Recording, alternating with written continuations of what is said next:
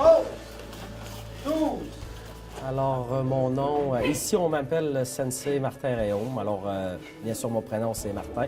Je suis dans les arts martiaux depuis 1986. J'ai arrêté de jouer au hockey à l'âge de 16 ans et après ça, mon sport est devenu le karaté, le sport de combat. J'ai l'école ici depuis maintenant 6 ans. L'école existe depuis plus longtemps que ça, depuis maintenant 11 ans, mais en tant que propriétaire, je suis ici depuis 6 ans. On y pratique le karaté Kenpo. On y pratique le Goju-Ryu, le karaté traditionnel okinawayen le Goju-Ryu. On y pratique le Tai Chi. On a des spécialités en armes et en combat de karaté, de ce qu'on appelle le point fighting, le combat de vitesse. La boxe aussi, mais ça, c'est un autre paire de manches. Nos origines viennent de la région de Boston. Donc, notre karaté Kenpo nous vient de la région de Boston, de professeur Nicolas Serio. Cet homme-là, lui, l'a appris et l'a pratiqué plus au niveau de Hawaï. Mais les origines du Kenpo viennent de la Chine. Le Kenpo peut s'écrire de deux façons différentes. Donc, on peut l'avoir avec un N, K-E-N-P-O, ou K-E-M-P-O. Ça veut dire exactement la même affaire. La seule chose qui diffère, c'est le kanji, donc la façon de l'écrire, et après ça, la traduction de ce kanji-là. Donc, on va le voir sous deux façons, en K-E-M ou en K-E-N, mais la définition, c'est la même chose. Il y a une multitude de Kenpo différents qui existent. Ce que je peux vous assurer, c'est que le Kenpo à l'origine, peu importe que ce soit écrit avec un N ou un M, les origines viennent de la Chine. Et puis après ça, c'est tout simplement dans le kanji, donc la façon de l'écrire. Après ça, c'est de là qu'ils l'ont divisé. K-E-N ou K-E-M, c'est de par le traducteur, la personne qui a décidé de le prendre. Mais il n'y a pas ni un ni l'autre. Après ça, c'est tout simplement ta lignée, la famille d'où vient ton Kenpo qui diffère si tu le mets un N ou un M. L'arbre généalogique, nous, on l'a appris on est de Québec, donc avec Clermont-Poulain, dans la Fédération des Studios Unis. Après ça, notre famille vient de professeur Serio, qui, lui, l'a eu que je me trompe pas, là, pour pas avoir l'air fou. Professeur William Chow. Et après ça, qui se redivise avec Robert Trias et James Smith aussi à la fin. Donc, ça nous revient d'à peu près autour de 1946, dans l'arbre généalogique, là, avec professeur James Smith aussi.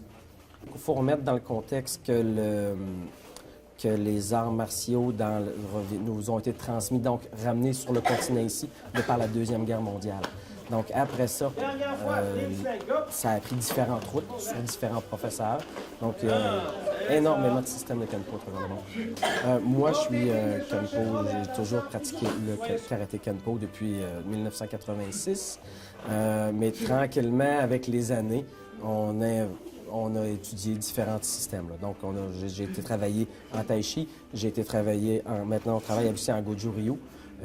Ça nous permet d'ouvrir les horizons et non pas seulement d'utiliser que le Kenpo, mais les arts martiaux plus en général. Vous parlez de travailler, vous parlez de vous perfectionner ou vous parlez de monter le niveau de ceinture dans différents styles? Je suis un étudiant, je suis une ceinture blanche à la base. En tout temps, pour moi, l'étude des arts martiaux, là, c'est une vie de travail. Je vais étudier tout le temps, peu importe c'est quoi. Mais pour moi, j'aime apprendre. Donc, c'est le principe, c'est d'avoir une étude sur différentes choses en tout temps. En Kenpo, l'uniforme traditionnel est noir. Le débutant commence avec le kimono blanc, donc qui représente la pureté, pour pas dire l'innocence, mais vraiment la pureté. Quelqu'un qui n'a jamais été initié à rien encore ne sait pas vers quoi il va. Et tranquillement, après ça, il gradue vers l'uniforme noir. Lorsqu'on a vu les démonstrations avec les jeunes qui avaient les logos rouges et le logo rouge dans le dos, eux, ça font partie maintenant de l'équipe de compétition de karaté qui représente professeur Serio. Donc, elle porte son nom. Et puis, eux, ils ont le kimono et noir et blanc. Donc, en kata traditionnel, le fond en blanc. Et lorsqu'on passe au niveau des armes ou du karaté acrobatique, bien là, ils portent souvent le noir.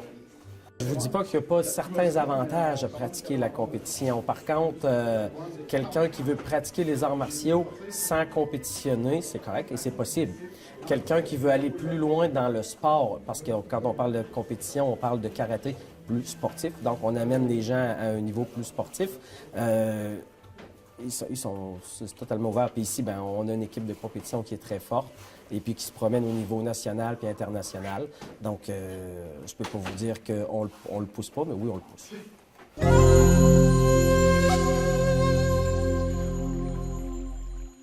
Écoute, un sensei, pour moi, c'est quelqu'un qui a un désir d'enseigner. Donc, quelqu'un qui a un être humain qui a des élèves et qui lui enseigne tout simplement le karaté. Pour moi, c'est ça un sensei.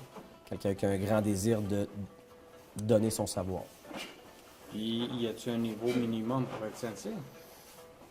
Oui, à la base, la ceinture noire serait un prérequis, là. Mais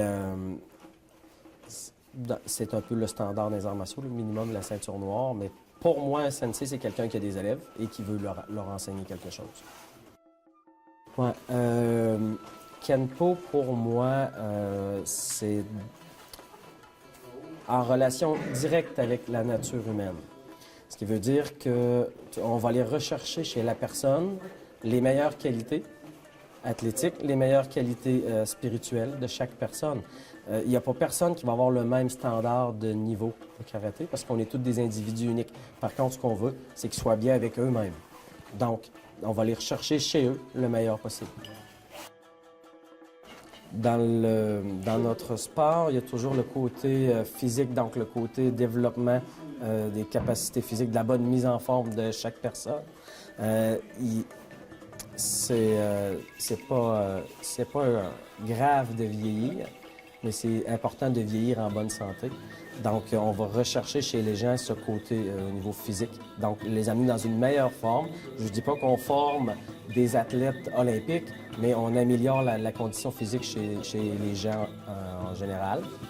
Après ça, il y a le côté spirituel. On va aller chercher le côté de la concentration, le côté de la méditation, de la respiration. Ça, c'est les côtés plus qu'on va travailler chez les gens. Peut-être plus au niveau, la différence entre art et sport, c'est peut-être plus la personne qui parle présentement.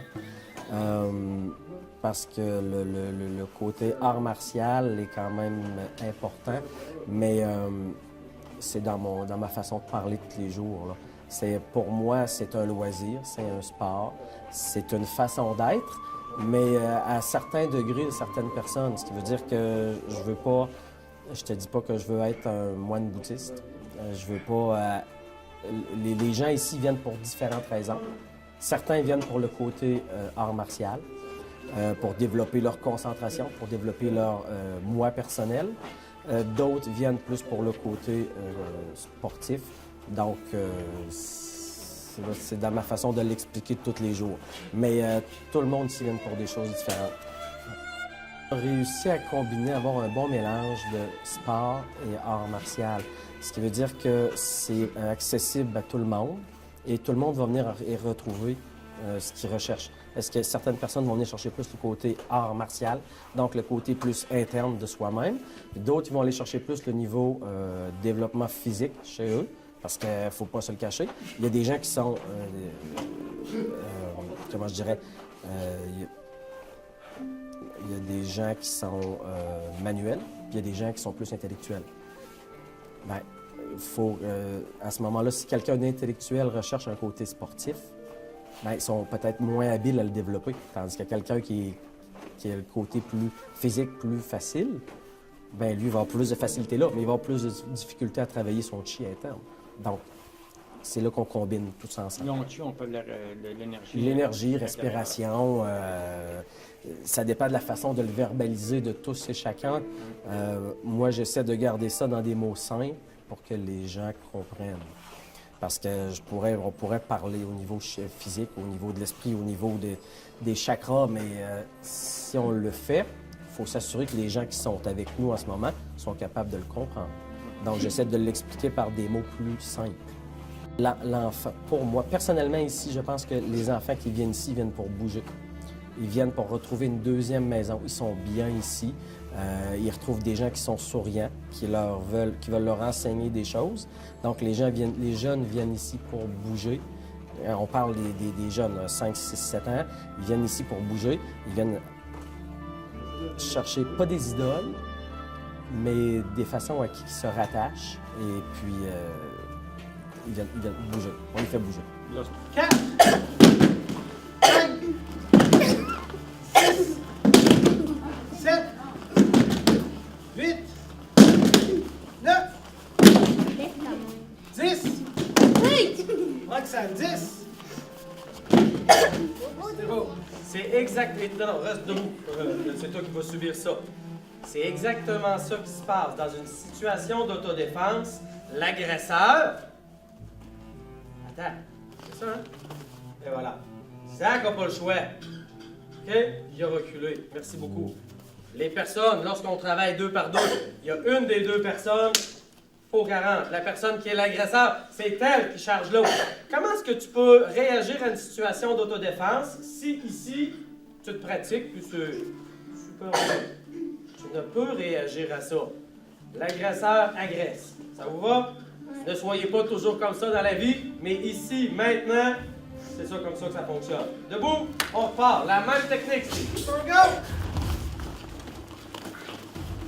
OK, gang, on recommence ça. On se replace. Checking the storm, go!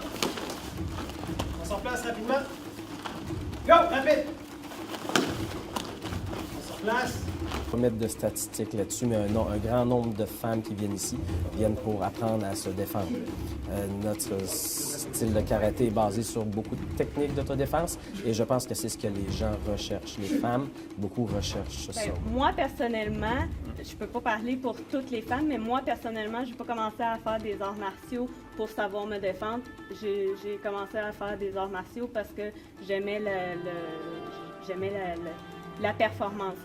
Quand j'étais plus jeune, je faisais du combat, des compétitions en kata. Je trouve que c'est beau, je trouve que ça défoule de même les katas, même si on frappe dans le vide, quand on y met l'intensité, je trouve que ça défoule. Puis je fais du karaté parce que j'aime l'énergie que ça dégage.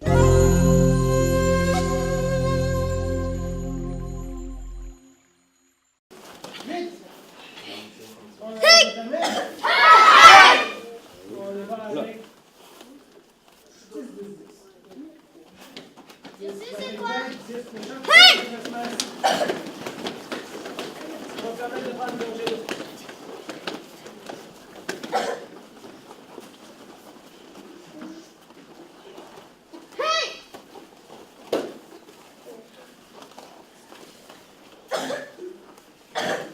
Ça va? On va faire face au frappeur. Hey! Là, t'as quel âge comme ça? 6 ans. 6 ans. Là.